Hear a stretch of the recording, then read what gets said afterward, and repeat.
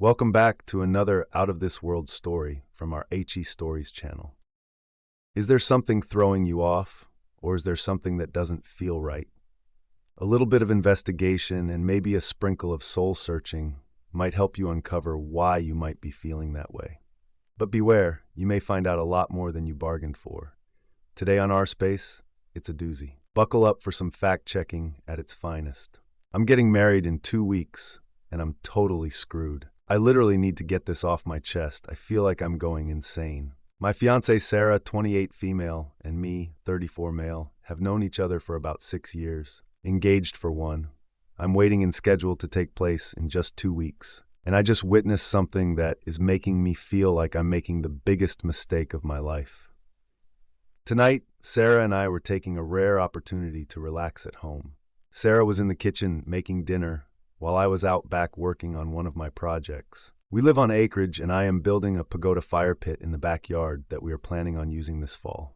Anyway, as you do when you're doing heavy labor, I get thirsty and come back to the house to get a drink, where I see Sarah at the counter preparing dinner and talking on a speakerphone. I recognize the voice instantly as my brother-in-law Marty. Now this is where my brain gets totally twisted. Marty asks Sarah where her sister Evelyn is, as he's been trying to get in contact with her, and she's not answering texts. And I hear Sarah say to him, "She just left here. She should be home in half an hour or so." It should be noted that Evelyn is Marty's wife of 5 years. I have to admit that I didn't immediately register what she had just said, because I went into the kitchen and grabbed a glass and asked Sarah, "What was that all about?" And she responds with, "Marty was looking for Evie." I see her texting and I ask her, "What are you doing?" And she says, "I'm texting Evie that Marty was looking for her." Anyway, I pour myself a drink, sit down, have a sip, and then finally my brain starts to work. First off, I heard Sarah tell Marty that Evelyn was here. Evelyn was not here, and the last time we saw her was yesterday when she came over to work on some last-minute wedding decoration stuff with Sarah. Secondly, why is she texting Evelyn and expecting a response when I distinctly heard Marty that Evelyn wasn't answering her texts? Lastly, why the hell would she tell Marty that Evelyn should be back in 30 minutes unless she either knows where she is, then why did she lie, or she is right now in front of me, texting her to tell her to get her butt home quickly? The only conclusion that I came up with is that Sarah is lying to Marty about the whereabouts of her sister, his wife, and is probably warning Evie that Marty will expect her home in half an hour. I then spent probably the next 5 hours concocting various explanations for this behavior, some decent, some downright horrible, and playing them back in my head. I wanted really badly to ask Sarah about this, but at the same time, if what I think is going on, then I doubted I'd get a straight answer. Which brings me to about an hour ago. I woke up around 1 a.m. to use the toilet, and I couldn't resist the urge to check Sarah's phone. We both know each other's pins, so this wasn't a difficult thing to do. Anyway, I grabbed the phone, retreated to the bathroom, and unlocked it. And yep, it was exactly what I was afraid of, and probably what most of you were expecting. Sarah's sister Evelyn has been having an affair for about 6 months with a coworker, and Sarah has been helping Evelyn cover it up for almost that entire time. There are literally hundreds of texts between them, discussing it, discussing the coworker, discussing sex stuff, really embarrassing things about my brother-in-law, and probably uncharitable, just stuff that makes my stomach churn. And here's my soon-to-be wife going along with all of it without batting an eye. I took some screenshots of the entire thread, put the phone back where I found it, then retreated to my home office to find myself here, typing it all out on Reddit, simply so I can avoid the primal scream that wants to come out of my mouth right now. I am totally 100% screwed. Reddit, I cannot marry Sarah, I just cannot do it. I can't think of any reasonable excuse she could offer me about assisting her sister in this affair, and victimizing not only Marty, but their 2-year-old daughter as well. On the other hand, myself, my family, Sarah, and her family have all sunk an enormous amount of money into a wedding that is supposed to happen in around 2 weeks. There is no way we are getting any of that money back. On top of that, I feel like an absolute fool. Like, how did I not know this woman was like this? And what the hell am I going to do? I can't marry her. I absolutely cannot. However, I still want to. She's beautiful and fun and kind, and I thought we had a bright future ahead of us. She's never done anything wrong to me, but I just can't see her the same now. It's like a big black stain on an otherwise beautiful picture. I just don't know how the F. I got this so wrong, and I'm absolutely dreading what I know I need to do. I feel like I want to vomit or break something. Edit. Guys, you don't need to convince me to not marry Sarah. That's obvious. The wedding is off. I'm just trying to figure out my next steps and work up the nerve to do it. There is an incredible amount of pressure on me from the expectations of everyone, but I'm not going to buckle under it. I am just not relishing having to deal with the fallout, and I'm more than a little angry that I'm in this situation. Edit 2. It's 5 a.m. I have to work in 3 hours, and I'm running off a couple hours of sleep. I'm going to take a shower and head into work a little early to avoid Sarah and Stu on this. Thanks to the support of people here, and a big raspberry to the dill holes, who keep saying I should figure out whatever good reason my soon-to-be ex founds I had with this garbage. Edit 3. I got into work around 7. No one was in the office, so I decided to start pulling off the Band-Aid, and I called my brother. He lives in Australia, so he was still up and having just put his kids to bed. It was hard breaking the news to him about this, because I know he had laid out a huge amount of money for flights for him and his family to come. But to his credit as an older brother, he didn't mention it one time and just backed me up. He made a great point too. He said, totally paraphrasing, you work in a job where you have to deal with liars and scammers day in and day out. I don't blame you for wanting to have someone in order to go where this isn't a concern. He was totally right about that, and I get now why I am reacting so strongly to Sarah's participation in this deceit.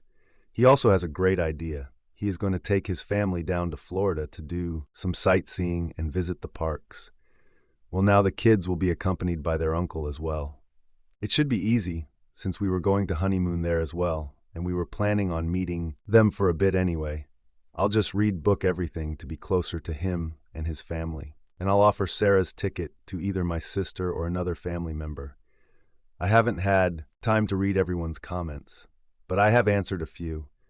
Right now, I'm just sort of making myself sick by drinking cup after a cup of coffee and trying to distract myself until the day gets on, enough where I can reach out to Marty.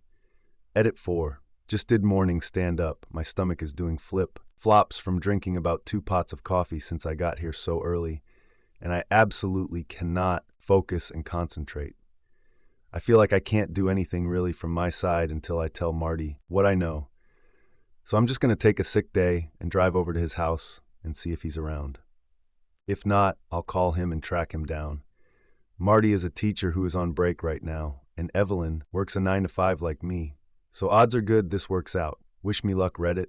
Edit 5. Cut to Marty's house a little after 10 a.m. He had just put his daughter down for a nap, and we had a long, frankly brutal talk in the kitchen. Basically, he suspected this for a couple of months now, but Evelyn has been very good at covering her tracks, obviously with the assistance of Sarah and a couple of their mutual friends. I unfortunately do not have all 6 months of text messages, just a couple of dozen screenshots I sent to myself from Sarah's phone. But I gave him what I have and offered to help him however I could. I am a field analyst in the SIU department of a mid-sized insurer specializing in workers' compensation fraud. So I know a few things and a few people. Anyway, I am now working from my laptop in my almost brother-in-law's kitchen trying to salvage whatever I can. I am going to have to talk to Sarah this evening and get the word out as fast as I can to my friends and family now that I know I won't screw Marty over. So far, I managed to rebook most of the honeymoon, although I had a problem with the ticket because Sarah was flying under her maiden name, and her carrier has a surname rule for name changes. Anyway, they did allow me to cancel and get a partial refund and rebook to my sister, who will be accompanying her 2 brothers and nieces to Florida in a couple of weeks. I am holding off on canceling the venues until after I talk to Sarah because I don't want to tip anyone off until Marty gets his chance to confront Evelyn, but I will absolutely be letting my family and friends know this afternoon sometime and beg them to keep it close. I am basically in a frenzy right now. Canceling stuff I can cancel, and I'm heading down to the bank in a few to open a new account and getting my bills and pay sorted out. The finances, some people have mentioned them, but it should be pretty good. The mortgage is in my name since we were not married and I have the bigger income, but Sarah did contribute about $20K versus my $60K towards the down payment. I will have to probably pay her out that money and some portion of the mortgage payments for the last 16 months, but it could be worse. P.S. How come so many are confused regarding brother and brother-in-law? At its 6, I'm going to go silent for a while. This post has already been circulating around TikTok and has gone way, way, way beyond what I thought it ever would when I was freaking out in the middle of the night. First off, I want to say something here. I do not hate Sarah. I don't approve of what she did. I frankly find it repulsive, and I am shocked by uncovering how two-faced she can be and how she treats people. But I don't hate her. I am just incredibly sad about everything. And the I am screwed part of my post is really the short time frame I have to work under. Basically, our relationship is in a state where I cannot get married to her, but we are supposed to get married in 2 weeks. Maybe if we had 2 months or better, yet a year or so to work through this, my approach might be vastly different. But I don't have that luxury. I have to move now. There's just no way I can enter into marriage where the state of our relationship is in now. So I'm not going to. End of discussion, guys. Anyway, I will report back later tonight with how everything today went. Hopefully, it will be less traumatic than I am anticipating. Edit 7. I have no idea how long a Reddit post can be, as I've never written such a long one before in my life. So I hope that this goes through. It's about 8:30 p.m. right now, and I'm writing this from my buddy's house. His name is Mark, and a former coworker of mine that is also in the same field of work. As I mentioned in a previous update, I work as a field analyst in this SIU department of a decentized insurance carrier. For people who don't know what that is, I'm basically a private detective. My job is to investigate what we think might be fraudulent claims in regards to workers' compensation. Anyway, as I kind of hinted at, Marty asks for my help in finding out who the other guy was that Evelyn was cheating on him with. All we had to go on was a name. Let's call him Jake. The first thing I did was not some major amount of sleuthing. It was basically just going through LinkedIn, trying to find the guy through Evelyn's connections. But that brought up nothing, which I thought was strange. Marty had told me that Evelyn was supposed to go out for drinks tonight after work, and that she said she wouldn't be home until around 9 or 10. He didn't have to tell me what he suspected, since I pretty much understood right away. I told him that I would help him, but he needed to come with me. I then contacted my buddy, Mark, explained the situation to him, and to head him agreed to meet us later in the day.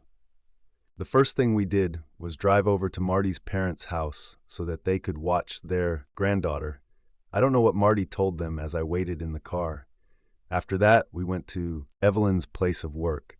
It's one of those large commercial strip mall type centers with all of these nondescript offices in a row in a large non-gated car park. We'd do over around until we found Evelyn's car, and then I had Marty unlock it with the second set of keys.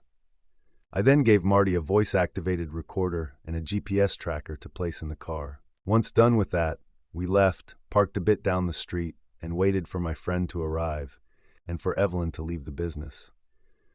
Mark shows up around 20 minutes later, hops in the car with us, and around an hour after that, Evelyn comes out of her office with 2 of her girlfriends and a tall, younger-looking man with sandy blonde hair. They are obviously holding hands, and I'm like, dang, Evelyn, you're making it easy for me. I take a couple of pictures on the car, and then wait for Evelyn to leave, and hers, and I start tracking her. At first I thought she might go right to a hotel or something, but she didn't, and said she drove to a reasonably nice bar and grill in a nice section of town, and parked on the street.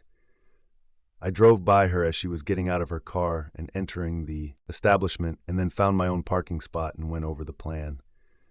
First we sent Mark in, since no one knew him. He had basically 2 jobs. First, tried to get any compromising pictures he could have Evelyn and Jake, and second, to be my alibi. Marty and I waited in the car for around 20 minutes until I got the first in the series of text messages from Mark. They were pictures of Evelyn and Jake making out in front of their 2 female coworkers. Marty's suspicions were right.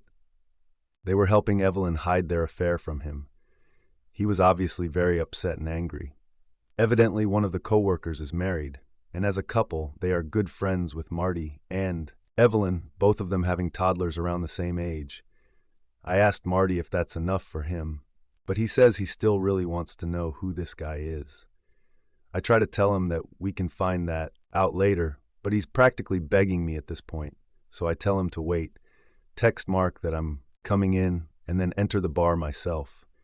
First thing I see is Evelyn and her crew laughing and drinking at one of those tall round tables near the front window as I enter. I stop for a moment, pretend to be surprised, and then call out to Evelyn. Evelyn, hi, what are you doing here? She's obviously shocked to see me, and everyone around her tenses up immediately. Evelyn quickly introduces me as her sister's fiancé and says that we are getting married in 2 weeks. There are a lot of congratulations from everyone. I thank them, and then stick out my hand to the blonde guy and introduce myself with my full name, hoping that he'll respond in kind. He does, and I'm a bit taken aback. He's not named Jake. I introduce myself to everyone else, and then tell Evelyn that I'm here to meet a coworker. I wave to Mark and then excuse myself. Once I get over to Mark, I tell him the guy's name, and we both move out our phones and go to work. It doesn't take long for us to find him. He's got social media profiles and a couple of court case judgments against him. Everything sort of falls into place, and we find out that Jake is his middle name.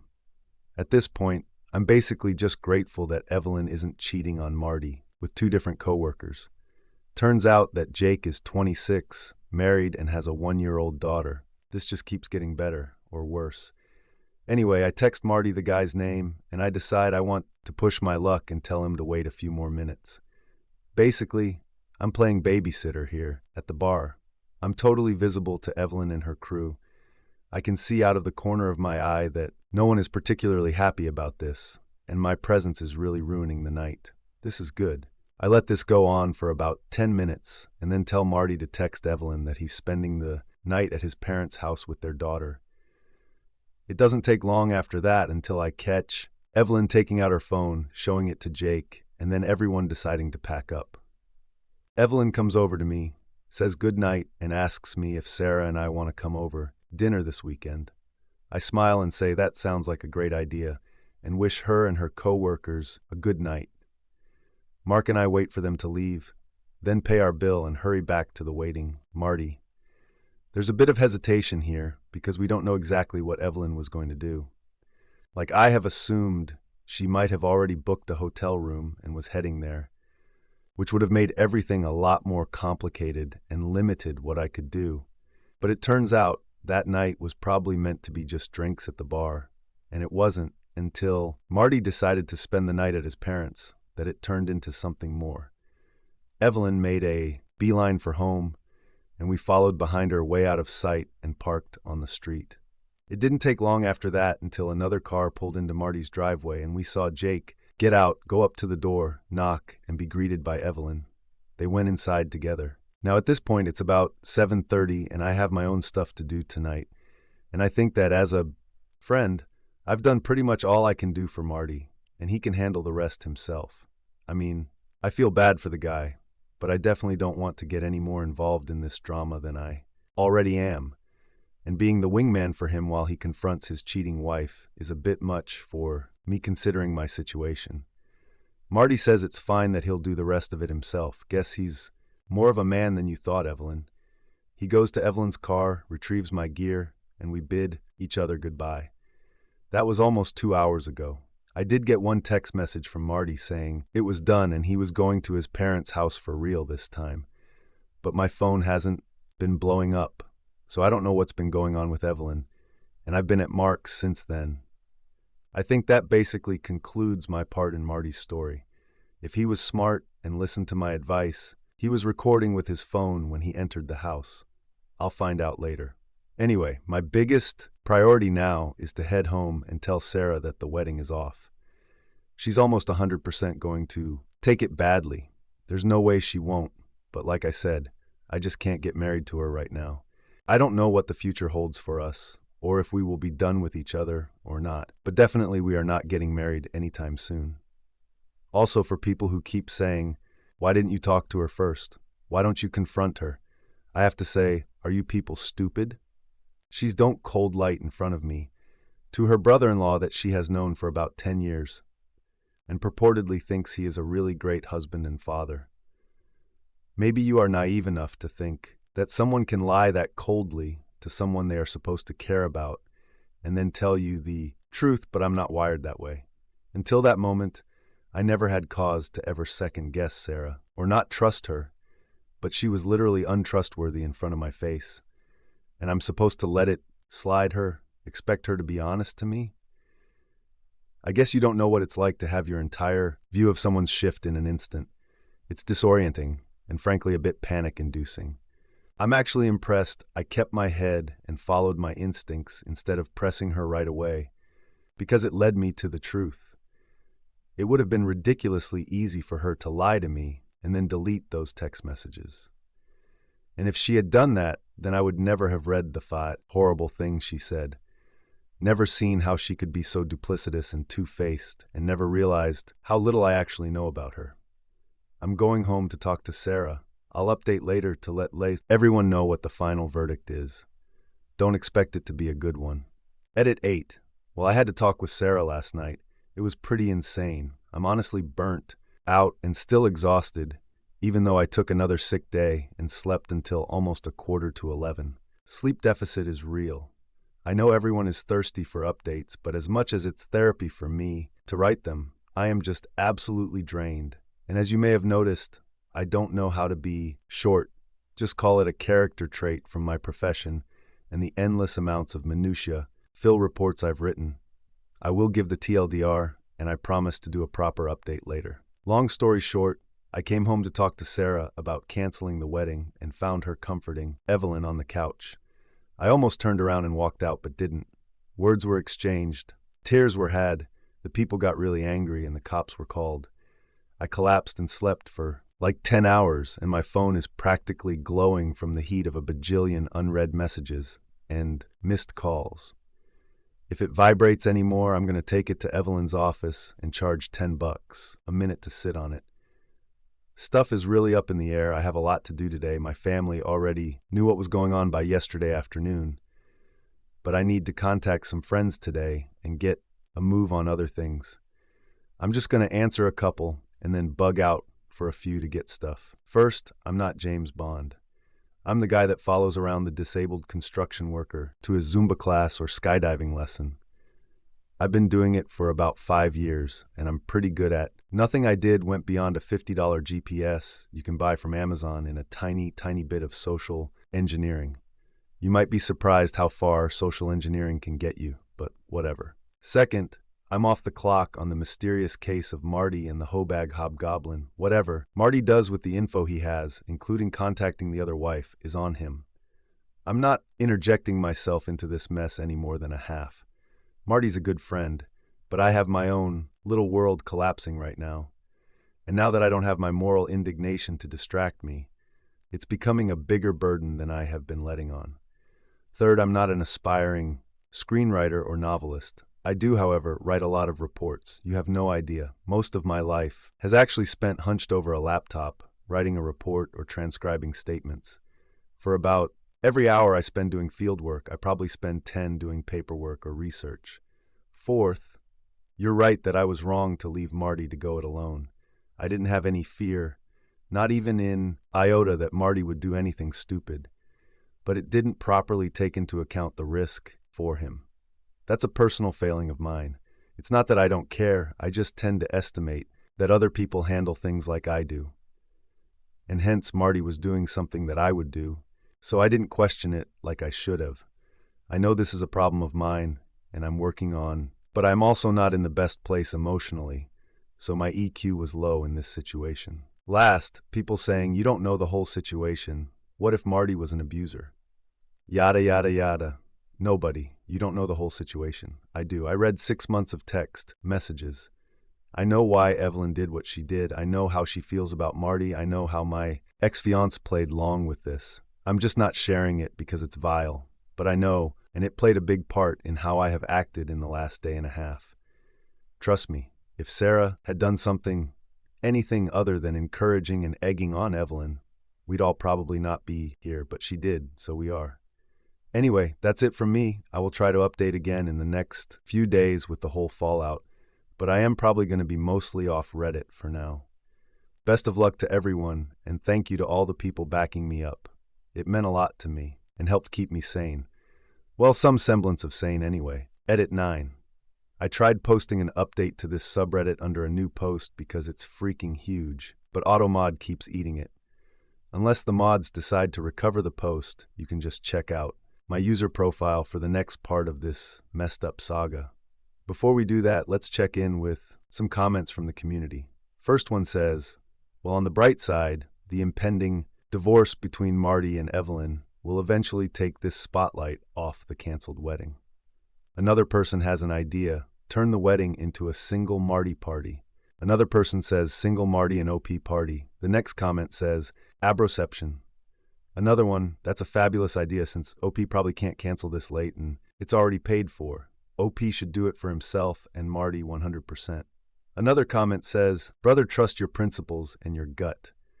I would never be able to look at that person again if they did something like this. As for the money, screw it. Money can always be won and lost through life, but making a mistake of this magnitude will have far, far more severe consequences for you in the future. Integrity is everything. One more comment says the money you lose in the wedding is far less than what you would lose long-term being with her. Very bluntly, take the loss and his investment to a future that does not involve a cheater. Because that's what your hopefully ex-sconce is by helping her sister cheat. She's also cheated you and your brother-in-law's family. If she's happy to help someone cheat, then she can also cheat because to her it's not a big deal. To her, she's doing nothing wrong. Kindness would have been slapping her sister over the head, telling her to leave rather than cheat if she was unhappy or encouraging her to fix the relationship.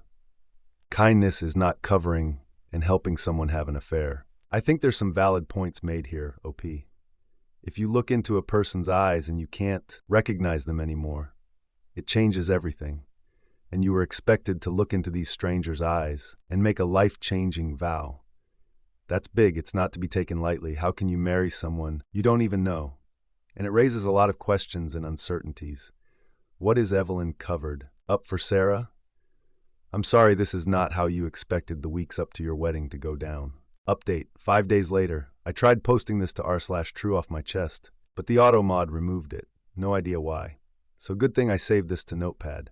Hi, it's me again. I want to thank everyone who has sent me kind messages and support here on Reddit and even on other platforms. This has really blown up, and frankly, it's totally bizarre to see my life plastered all over the internet. But it's also nice to see so many people seeming to be genuinely concerned for me. It helps a lot. At first, I had a bit of trepidation about how visible this became. Like, what have I done? But since this past weekend, I decided to just roll with it. After all, the cat is already out of the bag, and I really believe I've done nothing wrong here, despite a small minority of commentators saying otherwise. I guess there's a lot to go over and so much has happened. Most of it, if I'm honest, hasn't been that great.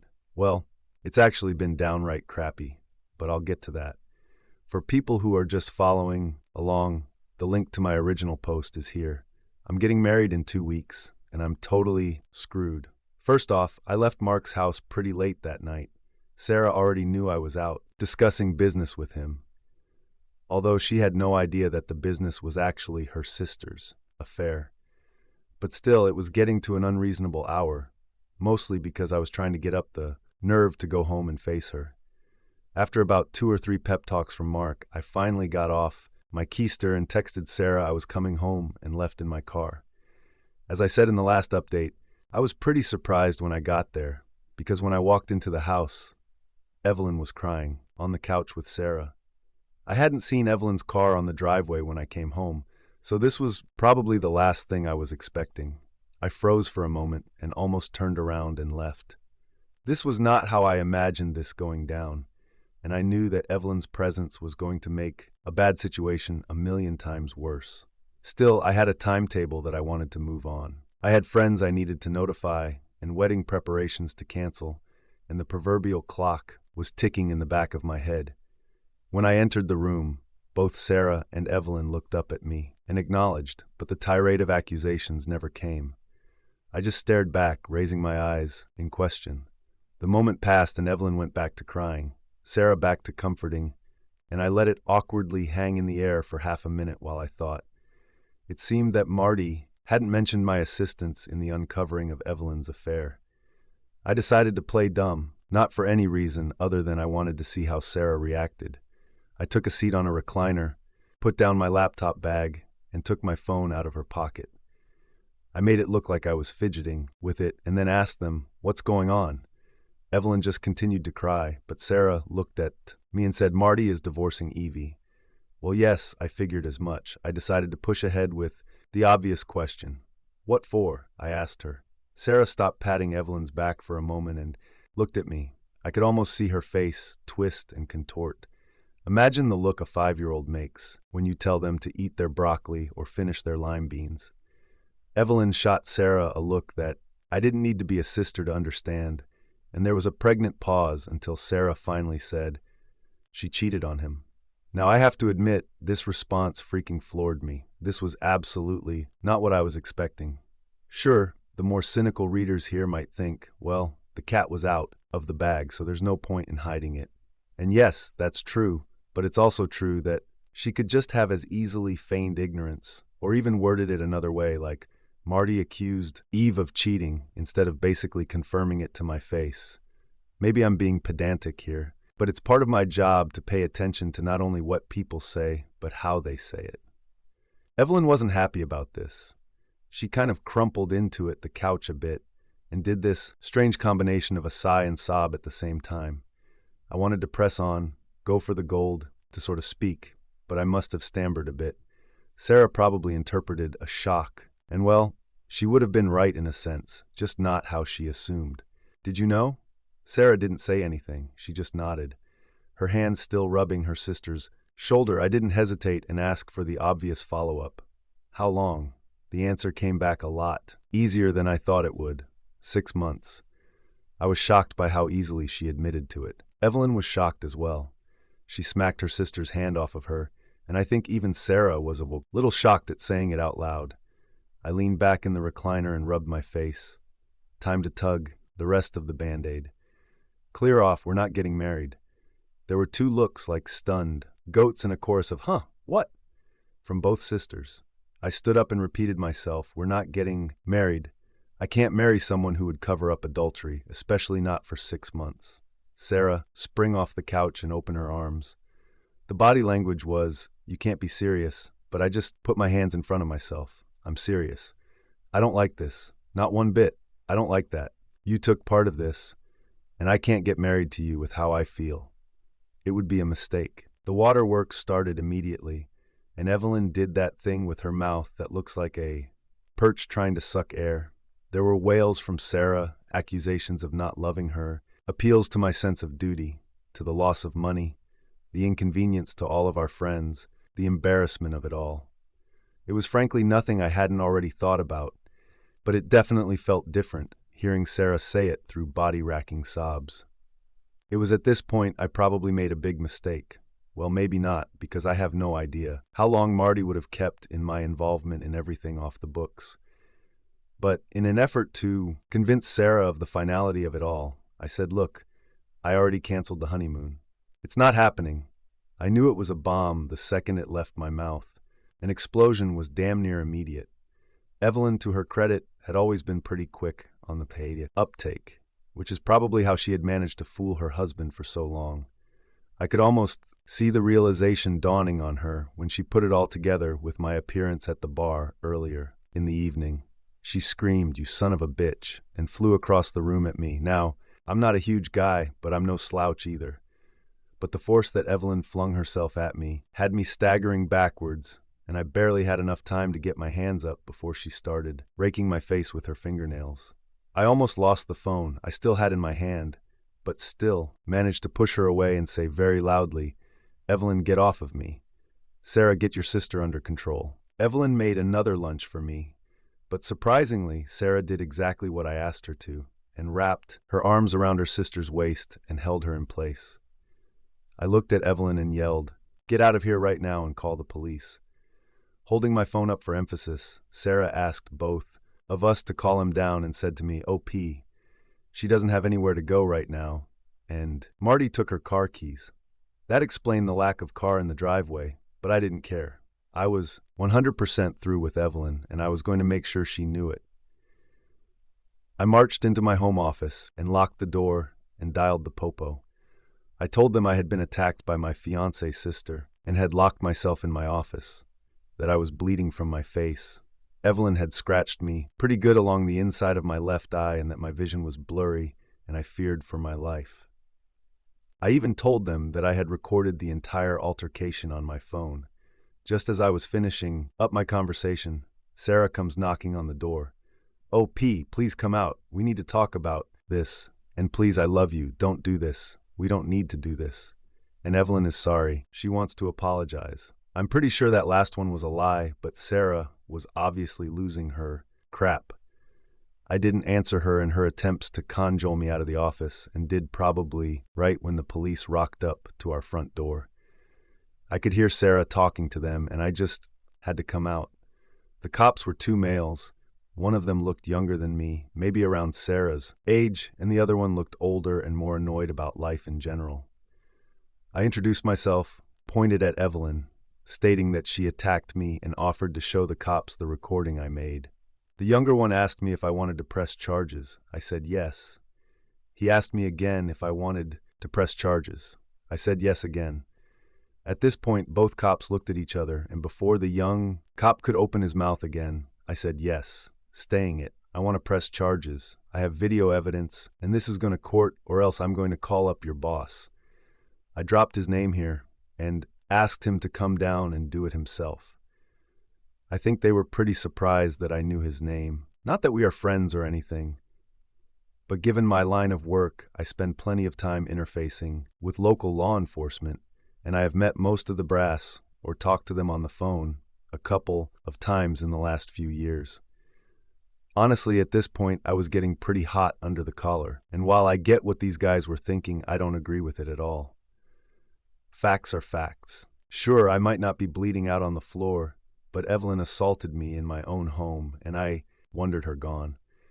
Thankfully, the situation didn't immediately escalate, and the two officers handcuffed Evelyn and put her in the back of the patrol car. She was squealing and crying like some sort of gibbering maniac the entire time. Sarah wasn't much better. She just kept going, "No, please, no," over and over again. At this point, the younger cop circled back and asked us if everything was okay here. I just told him I was going to bed. He asked Sarah again, and she didn't immediately answer, so he goes, "Is everything okay here, ma'am?" It was clear what he was fishing for. At this point, I really disliked the guy, but I bit my lip. Sarah finally realized that the cop was addressing her, and she just nodded at him. Obviously, the guy was not satisfied with this and starts to ask her again, at which point I had just rejected and say, "If you want to go on a fishing expedition, you might want to do it over there on the lawn, where my doorbell camera isn't recording you." I think at this point, I had pushed my luck with this guy one too many times, but what could I do? I think I was probably about 30 seconds from getting the cuffs slapped on me until his partner came up, basically pulled him away. He was an older man, probably in his late 50s, and probably didn't want to process 2 arrests right at the beginning of his shift, especially when one of them was obviously going to be more trouble than it was worth. I'm pretty sure he talked him out of it, and they left, carrying Evelyn away, and hopefully out of my life forever. At this point, I'm thinking about if I want to stay here or not. The fact that my parents live a couple of hours away, combined with the thought about how poor I am going to be in the short term here, ruled out either their place or a hotel. So I just decided to sleep in the guest room. Sarah made some futile efforts to get me to engage with her in conversation or to sleep in our bed, but I just told her we'd talk tomorrow and that I was tired and didn't want to be disturbed. Thankfully, she let me be, and I crashed hard, harder than I had in years, which pretty much brings us up to speed to the last update. But dear friends of Reddit, let me tell you this. The next day was by far the weirdest, even day of my life. To start with, I woke up at 11 a.m. Sarah was still home. She had cleaned the house from top to bottom. I mean, the floors sparkled, the toilets shined. I could lick the linoleum in the bathroom and it'd probably be minty fresh. She had obviously been busy, but when she saw me, she sort of hovered out of immediate range, not quite engaging, but looked like she wanted to say something. I get it. Last night was traumatic for everyone, and she was probably uncertain, like, did I just cancel the wedding in the heat of the moment? Was I serious about this? Was I really angry? I took a deep breath and told her we needed to finish talking. She tried to sit next to me on the couch, and I thought about rebuffing her, but I didn't. We were not getting married, but I didn't need to act like a hater because truthfully, I didn't. I was disappointed in her, decently disgusted by some of the things I had read in her text exchanges between her sister, but we were both hurting here, and I didn't want to make it any worse or escalate things to a point where life could get any more complicated than it already was. It took some more convincing on my part for Sarah to truly and fully believe. The wedding was off. She was not taking it well. Hell, that's an understatement. She was a wreck. I think she was hyperventilating a few times. I was holding it together better, but obviously, not only was this my idea, I had also had longer to come to terms with it. Finally, she asked the serious question, what about us? I know I'm going to get a lot of hate from people for this, especially the kind of Redditors that think every infraction or relationship is grounds for nuking it from orbit. And indeed, one could even say that my calling off the wedding was like dropping a Moab on our 6-year partnership. But truthfully, I didn't have an answer for Sarah at that moment. I just didn't know, and I told her so. I said, I read all those text messages, and it showed me a side of her that I didn't know existed, and that I wasn't certain about her and our relationship anymore. I said I couldn't understand why she would go along with Evelyn, putting down Marty and joining in and even egging her on and cheating on not only him, but their daughter too. She just kept saying, I know, it was wrong, I know. I asked her for an explanation, but she couldn't provide one. She just said that she got carried away and that she had to choose her sister. I told her that I thought a good sister was someone who kept you on the straight and narrow and didn't give you a free pass to be a douchebag. She agreed with me and said that she would do better, but that Evelyn had always been the boss when they were kids, and she was always a follower. I get this. I have an older sibling too, and while I'm a bit more independent, I also spent the last 18 years of my life with him, living on the other side of the planet, except for the odd, occasional visit around Thanksgiving or Christmas. But still, maybe I had a leg up on Sarah because my older sibling was a decent guy while Evelyn was a piece of trash. Now here's where I get the second major effing shock of my life in like 48 hours. Sarah says to me, it's not fair, it's not fair. What's not fair, I ask her. You were sexting that bimbo wife Mandy girl on Instagram last year, and I got over it. I was so hurt. But I get over it. Why can't you get over this? Why? What the hell is she talking about? Who is this bimbo wife Mandy? Like, I have no effing clue. I ask her if she was higher having a psychotic break. Like, okay, that was mean of me. But I have absolutely not been doing cybersex or sexting or whatever with anyone, especially not some Instagram girl. I'm protesting pretty loudly at this point, and Sarah is yelling at me through her tears, telling me that she saw the messages last year and that she decided to not confront me because I had stopped it. Evidently, she had been checking my socials from my home computer when I'm at work, which should have been really boring because I have only family and a couple of work friends on there. I try to make the case to her, offering to let her log into all my accounts and check for herself, but she's just calling me a liar and a pervert and all sorts of crap. She starts throwing stuff at, and so things are getting out of hand, and I tell her that if she throws one more thing, I'll have her taken out of this house just like her sister. She swears at me and stomps off to the master bedroom and slams the door. Now at this point, I'm so dang confused, I barely know what to think. I head into my office, fire up my desktop, and type bimbo wife Mandy into Google. Sure enough, there's an Instagram, a Twitter, a Reddit even, and of course an OnlyFans.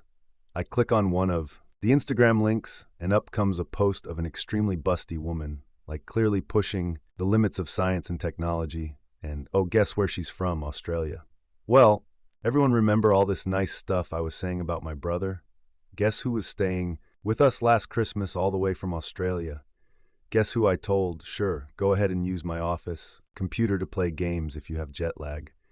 As far as I can tell, my brother, after his wife and kids went to sleep, logged in to either Insta or OnlyFans or something, and was probably paying money to sex with this girl. What a great effing guy. Now, I would love to call my brother and not only confirm my suspicions, but also give him a gosh darn earful. But it's like 2 or 3 in the morning there, so it's going to have to wait. But I'm crawling the walls here, trying to sort out how I feel about everything.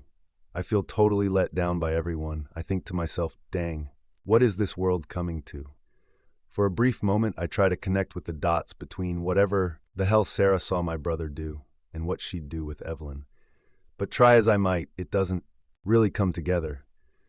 Maybe she's a more tolerant or forgiving person than I am, which is why she didn't confront me when she saw this. But I wish she had. It would have given me an opportunity to directly tell her my whole personal stance on these things, and to even show her how I would act. It might even have influenced her in a good way later on, or maybe it wouldn't have mattered. I don't know. All I know is that this post is becoming a novel, and I have blown off most of the morning when I should be working to get this out of my head and onto this page. I feel better for doing it, but there is still probably another 2 or 3 posts left to tell. I'm not going to post them to this subreddit anymore. I'm not sure that they'd let me, but I will try to quietly update my profile in the next day or two where the rest of this blowout. Talking to my brother, talking to my parents and Sarah's parents, and finally, where Sarah and I stand. One thing that I can say, however, is that it seems like most of my immediate family relationships are incredibly strained for various reasons. My parents are largely supportive, but that's becoming less so now that the reality of the financial loss is setting in. Yes, the marriage is still off. That was pretty much a certainty from the get-go. Sarah's parents are a bit more pissed, and I'm sure they are sticking pins in voodoo dolls crafted in my image right now. Evelyn, for people who are wondering, is no longer in jail.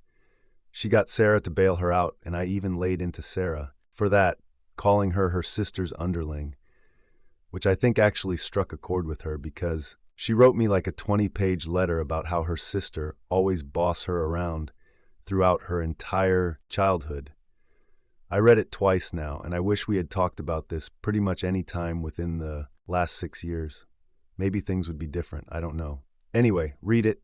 If anyone is still interested, expect a final chapter of this saga in like a day or two, and maybe a follow-up after. The former wedding date passes. Oh boy, this is where communication comes in handy. If she had just talked to you about what she saw, yes, admitting that she snooped on you, do you think she would still have helped out her sister? Do you think she helped her sister just because she thought she caught you cheating? Put an absolute frenzy of a miscommunication. I hope you gave your brother an earful, just as you did to Sarah, only fair. Do you look at your brother differently, Opie? Update. This update has taken longer to get around to than I had originally intended. A lot of things happened over the last couple of days that have kept me pretty busy. And it really wasn't until today when I had some free time after lunch that I could sit down and get this out. I'll try to get through this as much as I can. Before that, however, I just want to mention a couple of things in response to comments from my last post. I'll try to be brief. Firstly, I don't know much of what's going on with Marty and his divorce. Other than, to my knowledge, he's still divorcing her. Obviously no papers or anything, but the intention is clear. In addition to that, I'm not really in the position to be advocating for any sort of course of action that Marty should take, or offering him legal advice, or assisting him in doing anything to the other man, or tracking down the other man's wife, etc. Marty is a grown freaking man, and he can do whatever he wants with the situation in my position, as his friend is just to support him and offer advice if he asks for it. Secondly, this isn't some sort of guerrilla marketing for an OnlyFans girl. If it was, I should have done it in the first post, which hit the front page of Reddit, and was seen by over 3 million people. Also, given that this post got so popular on Reddit, it's not really a surprise that bimbo wife Mandy, another Redditor, happened to be following the story and saw her name. It could have easily been any other of the hundreds and hundreds maybe even thousands of girls who use Reddit to post their pictures. And as a brief aside, speaking of Mandy, I have indeed talked to her. She was actually quite helpful in confirming something for me, and as a person, she seems quite nice. But guys, there's no romance plan here in the future. Mandy is married, evidently quite happily so, and for almost 2 decades I think the handle of bimbo wife Mandy should have given that away. And frankly, while her husband must be cool with it, she's way too much for a mere insurance guy like me to handle. Seriously. So with all of that out of the way, on to the update. Last time I wrote in, I ended up with me assuming that my brother had used my office computer to chat with Mandy, but it was too late. His time for me to contact him. I'm one of those guys that once a problem is put in front of him, I must be actively working on to try and dissolve it. This is great for my career choice, but in situations like this, all I was doing was driving myself insane. So I decided to take a deep breath, leave everything until later, and carry on with what I needed to do. First thing was attempting to contact every person from my side that I had invited to the wedding that I had not yet informed about its cancellation. As you may recall, I had already informed my parents and had them contact my relatives on the day I made up my mind, but only myself and Sarah had the complete guest list, so I needed to do the rest myself. Out of respect for my friends, I decided to call instead of text, but this might have been a bad idea since every phone call typically resulted in a rather lengthy explanation of why I was canceling the wedding. I know I could have given some other excuse, but I wanted people to know that I wasn't being frivolous or just experiencing something insane like cold feet. It was important not just for my own reputation, but I think in order to show respect to the people who had agreed to come on that day to support myself and Sarah as a couple. Because of this, it wasn't until late into the evening when I finally managed to contact everyone, which meant it was now morning time in Australia. I knew what I needed to do, but I wanted to make sure that my ducks were all in a row, so it took a breather and made a sandwich in the kitchen. I noticed that Sarah wasn't home. I had no idea when she left and sat down to eat and think about what to do with my brother's situation. Let's call my brother Carl for the sake of shortness here. Now, Carl and I have always been pretty close, despite him being 13 years older than me. He was this sort of quasi-parental figure in my life because by the time I became capable of having long-term memories, he was already well on his way to becoming an adult. He was always generous with his time, played with his little brother while other teenagers would probably have avoided such an activity like the plague, and generally seemed very mature and wise. To me growing up, suffices to say I respected him greatly. The idea that he had been sexting with a girl who wasn't his wife in my house was something that I was still coming to grips with, and I needed to decide what to do. Talking to him about it was obvious, but at this point, given how much of a shambles my relationship with Sarah was, I didn't know if I cared about having him confess just with the sake of clearing my name. Was there anything to salvage anyway? I needed to, for my own sake of propriety, at least yell at him about this and convince him to stop. However, I wasn't sure if I was going to rat him out or not to my sister-in-law. Let's call her Karen. All right, Carl and Karen it is, guys. It all depended on what he told me and if I believed him or not. I finished my meal and logged into Facebook and video called Carl. Now, Carl works mostly from home as a remote office worker since his field is related to IT, and he's almost always available during the day, and today was no exception. It didn't even ring more than once or twice before he answered. We greeted each other, exchanged some pleasantries, and then I just sort of dove into it and asked him if he had been using my computer to sex chat women on the internet when he was visiting me. Carl's face froze and he leaned over out of frame of the camera. He was obviously closing the office door. Yeah, I did. Why, he said to me. I swore under my breath and explained to Carl how Sarah had thought that his flirting was me, since he used my computer. I explained that I wasn't happy to take the hit for him, and I asked him to point blank if Karen knew about this or not. He waffled for a few seconds, stumbling over his words, and then looked a bit sheepish and said that no, Karen didn't know, and he'd prefer if it was kept that way. He went on to explain that their relationship had been pretty rough since their youngest was born 4 years ago, mainly in the bedroom department. Carl had always been a pretty private person, especially when it came to intimate details. Or at least he had always been that way when talking to his much younger baby brother. However, this time, he just let it all lay out. Things have been bad. He had been tired of getting rejected. Karen was always tired no matter what he did or how much he helped out around the house. Eventually, this led to problems on his side, some sort of performance anxiety on the few occasions where Karen would actually feel up for some bedroom fun, and things just got worse from there. Basically, he said, there's no amount of socks picked up, laundry folded, dishes washed, or time spent minding the children that would get me laid. It was just not happening. So sort of spent time in my office at night working. He even did the finger quotes when saying this. Evidently, his working at night turned into a pretty hardcore addiction to only fan sites, which, given the relative privacy he had in his office for legitimate work, spiraled out of control pretty quickly. I asked him if he was still doing it, and he swore up and down that he wasn't. I thought I believed him when he said it. He seemed to be sincere, but I just had this niggling feeling in the back of my skull that something was off. Baby was because of all the deceit I had encountered recently, but I was doubting my own brother, who has really been a stand-up guy to me our entire lives together. I really hated being in this situation. Now, the problem I faced was pretty complex here. First, I wanted to say, clear my name. Then I would have to get my brother to tell Sarah that it was him all along. However, if he did that, then there was no guarantee that Sarah wouldn't spitefully inform Karen. I personally thought it would be best if Karen knew, but at the same time, I didn't know if I felt comfortable potentially dropping a nuke on my brother's marriage over something he not only said he stopped, but is in this sort of moral gray area for me. I didn't have an answer right away as to what to do, but it did urge him to tell his wife about this and to get into marriage counseling. He said that they had actually been going for the last 6 months. And while it was helpful, what had really helped him was getting a prescription for some generic Viagra. I actually did a spit take on that, neatly spraying my computer screen with water. He told me that they had been trying to make sure they have intimate time at least a couple of times a week, and the Viagra had cured him of his performance anxiety to the point where now they were both looking forward to spending time together after the kids went to bed.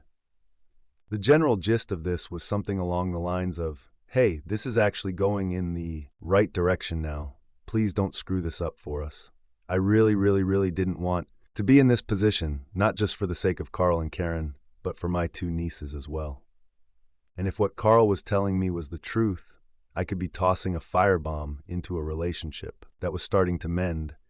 It was unpredictable what would happen. So yeah, it made a point some people, but at the same time I felt that the best option I had was to wait and see. I was, after all, going to meet him in a couple of weeks in the flesh, and once I got him alone in a room and a few drinks into him, I was going to definitely get to the bottom of this. It seemed like the best course of action. Anyway, that night I went to bed early. I didn't see Sarah until the next morning. She looked haggard, like she had a distinct lack of sleep. I asked her where she had been, mostly out of habit. After all, we had been together for almost 6 years. She told me that she had gone down to the courthouse for Evelyn's arraignment to post bail. The courts here close at 1 p.m. on the weekends, which is why she had disappeared soon after I went into my office. And that afterwards, she had driven her to her parents' house and spent the night. She made a point of telling me how horrible it was to have to explain to her parents that I had called off the wedding. I asked her if her parents knew the reason why, and she barked. Of course they do. I tried to remain calm, but by this point in this ordeal, I was losing it. I bit back at her. Are you going to move back there so that they have both girls at home now? It was childish and petty, but the fact that she bailed Evelyn out of jail annoyed me to no end. You don't need to be a butt about this, she said, to which I said, and you don't need to be Evelyn's effing underling. I could see Sarah visibly flinch when I said that to her. It obviously had struck a chord, and the corners of her eyes started to tear up, and I cooled my temper. We just sort of stood there, miles apart in the living room of our own house, and didn't say anything for a good solid minute or two until Sarah decided to continue talking, our parents are going to be here at 3. I actually face-palmed at this. I was about to go off on her for not consulting me on this, but decided that was just my own ego. After all, I did need to sit down with them and work out the details around the wedding and whatever remaining deposit we had, and I needed to, at least for once, face-to-face explain to everyone why it wasn't happening. So fine, let's do this and get it out of the way. I tried to make myself busy, but there isn't much you can do on a Sunday except waste time. And time wasting isn't very enjoyable when you know you're heading into the meat grinder in just a few hours. Still, 3 p.m. came and so did our parents. We all sat down at the large kitchen table that Sarah had bought just a month after we closed on the house. It was secondhand from Facebook Marketplace, but she loved it because it was solid oak with a beautiful finish and capable of seating 8, and just as heavy as that sounds. She always wanted to have a big dinner parties with her families over, just not like this. The next 3 hours were grueling. No one was happy, nor should they be, I guess. The best support I could get came, unsurprisingly, from my own parents, but even that was tempered. Essentially along the lines of, well, it's his decision to make, which more or less means, yeah, we think this is crazy too, but we're still backing him. Honestly, that was fine with me. I didn't need my parents to get the stigma by association of canceling the wedding. I was fine owning that. Eventually, we worked out a decent deal in regards to the wedding. We would try to get back whatever money we could, split it back however it was, contributed. Some things like the honeymoon were all paid by me, or the flowers were all paid for by Sarah's parents, and then eat whatever losses that are worth communally. However, when it came to the subject of the house, Sarah vehemently objected to my idea of paying back her or her parents for the deposit. Basically, she didn't intend to move. Now, as you can imagine, Sarah and I hadn't really talked about the us living together situation in too much detail. The fact that I even brought up settling the house equity seemed to shock her, because the implication here is that I expect her to move out of our home. She threw a fit, and I don't blame her. I should have settled our relationship status with her first before trying to negotiate a payment, playing with her parents. It really tipped my hand to everyone about how I was feeling about our relationship. And while I think our parents expected it, or at least understood, Sarah was beside herself. She was absolutely not accepting of us breaking up over this, and she made it clear. I am not moving out of my house, and we are not breaking up, she declared. And that's pretty much how my Sunday night ended. After our parents left, Sarah and I tried to talk it out some more, but we kept running in circles around each other, and I had to curb my natural inclination to run her down until we got a resolution. Truthfully, I was pretty dang tired as well, and I just wanted to turn off my brain. Believe it or not, we just ended up sitting on the couch and watching a movie together in silence until it was time to go to sleep. We left it there with a, well, talk about it more tomorrow, and retreated to our separate rooms. On Monday, I woke up to a large handwritten letter slid under the door from Sarah. I took a brief look at the first few pages and decided I would deal with it later, and went to work. When I left, Sarah was still in bed. She must have been up late writing that letter. At the office, I rescheduled some meetings and started calling venues and vendors that were on my list. The other ones were being handled by Sarah or parents. It was a mixed bag of results. The catering people were adamant that I pay most of their fees under the pretense that they had ordered most of the food. But I shot back at them over this, like were they expecting me to eat a week-old steak? But my appeal fell on deaf ears. I tried talking to the woman who ran the catering business and explaining what happened, but that seemed to only firm up her resolve to get as much money as possible out of me. And firstly, the DJ that I had hired for their entertainment was incredibly kind and gave us back almost all of the money. It wasn't much, however. Things went on like this. And during the day, between making calls and doing work, I read Sarah's letter. Now, this is 20 pages of written words, so I'm just going to summarize. The gist of it was that ever since childhood, Sarah had been bullied by Evelyn in such response. Sarah's way of dealing with this was to essentially go along with whatever Evelyn wants or wants to hear. She went on to say that it had become sort of a general way of operating in her life, that she was just afraid to rock the boat to cause a problem, or sometimes even to voice an opinion. I reflected on this because, truthfully, when I look back at our relationship with a more critical eye, I kind of think that Sarah was a bit too perfect of a girlfriend. What I mean by that is, she never disagreed with me, never picked her plans over mine, or even really advocated too strongly against anything I wanted to do. She went out of her way to make herself appear useful, and all around acted more or less like a yes woman in our relationship. I mean, we had never even so much as had a minor disagreement in 6 years, let alone with oblong argument until now. It sounds great from a relationship standpoint until, of course, it's not. I couldn't shake this feeling that Sarah had, this deep-seated insecurity, and needed to make people happy. You know what they call people-pleasing behavior? When I start looking at it this way, a lot of things make sense to me. And I start to realize that despite being with Sarah for 6 years, I don't actually know her that well. It's like she puts up this image around her, which is really just a mirror, a reflection of whatever she thinks people want to see. And in this case of a relationship, she's more or less been acting my role of the perfect girlfriend, whenever really letting me inside to see who she is as a person. Hell, I can even say that what I saw in those text messages is the real Sarah, because it's almost certainly just another reflection, this time of Evelyn and all her warts and faults. This may sound weird, but it's like we are in this unequal relationship, whereas maybe she loves me for who I am and how I wear my thoughts on my face and my heart on my sleeve, but maybe I only love her for the mirror she's holding up to my face. I don't know. If this sounds too metaphysical for you, then I'm right there as well. It's like this wisp of an idea that I'm still trying to catch by my fingertips. All I know is that in the last few days, I probably learned more about Sarah than I had in the last 6 years, and the letter she wrote me was the first real view into her childhood that I had glimpsed. That night we talked more about this specifically, about her childhood, about her behavior. The conclusion that we came to is that she needs help. She's a grown woman who was sadly stuck acting like a child, too scared to displease anyone, lest she face her sister's wrath or her parents' disapproval or the loss of love from the ones she loves. This is no way to have a relationship, and I can say that. I feel much more confident and assured that my decision to call off the wedding was the correct one. In fact, it could not be any more correct. That night after our talk, I went to bed with much less angst than I had in a few days. So this basically brings me up to our last update, and once again, it's a freaking novel.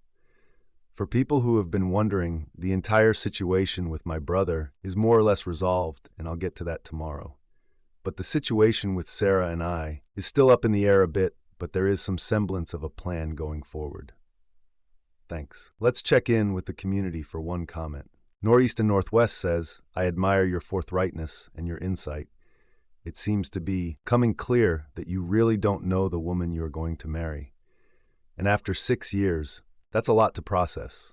I guess the moral is to never trust the perfect, because nothing ever is. We're humans, not machines. As for your brother, there are people here who are going to say that what you're doing and waiting is exactly the same thing that Sarah did with her sister, but it isn't. You're waiting a few weeks, not 6 months, and you're not egging him on or bashing your sister-in-law the way Sarah did her brother-in-law. And for what it's worth, Sarah may have felt bullied by her sister, but she didn't have to double down or pile on the mocking of her brother-in-law. That was optional and pretty crappy. Wishing you the best. I'd have to agree with the comment here. Your willingness to see every angle before you made a concrete decision is admirable. Although it may have seemed like you jumped the gun to calling off the wedding, it turned out it was the right choice. Maybe subconsciously you knew that all along. This just gave you that opportunity to call it all off completely. A nice escape route. But amicably, as any breakup can go, you sound like a fair and patient person, OP. Thank you for sharing your story with us today. Continue to advocate for the truth. Wishing you all the best. What do you make of all this? Do you think OP made the right choice? Why or why not? Let us know in the comments below. And thank you for joining us today. Be sure to like and subscribe and hit that notification bell so you don't miss out on our next video. Until next time.